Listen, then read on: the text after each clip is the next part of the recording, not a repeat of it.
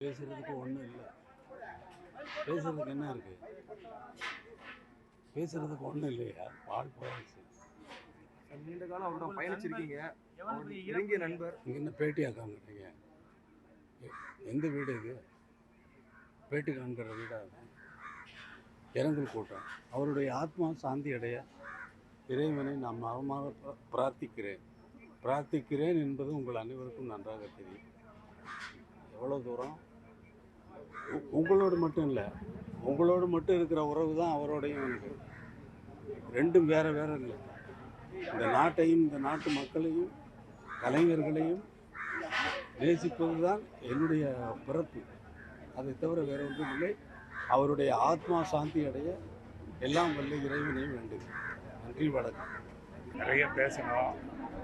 நான் பேச வேண்டியது எல்லாமே டைரக்டர்கிட்ட தான் பேசணும். பாரதி ராஜா சார் இப்போ அவர் இல்லாமல் அவரை பற்றி பேசுறதுங்கிறது பெரிய துர்பாக்கியமான சூழ்நிலை தான் எனக்கு.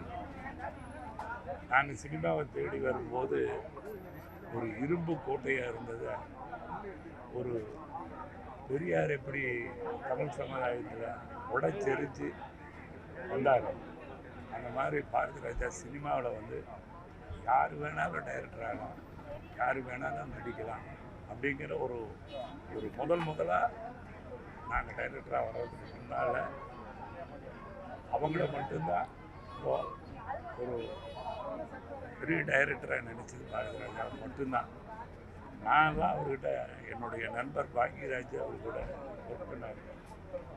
நான் யார்கிட்டையும் ஒர்க் பண்ணலைனாலும் கூட மானசீகமாக எப்பவுமே எங்கள் மனசில் வாழ்ந்துட்டு இருக்குது. என்னுடைய மனசில் பாரதி ராஜா சார் முந்த நேற்று கூட ஃபோன் பண்ணி அவர்கிட்ட நாளைக்கு இன்னைக்கு இது நடந்துருச்சு, இல்லைன்னா நாளைக்கு அவரை நேரடியாக சந்தித்து உட்காந்து பழைய கதைகளை எல்லாம் பேசி அவரை சிரிக்க வச்சு போகிறதா எல்லா ஃபிக்ஸ் பண்ணியிருந்தாங்க.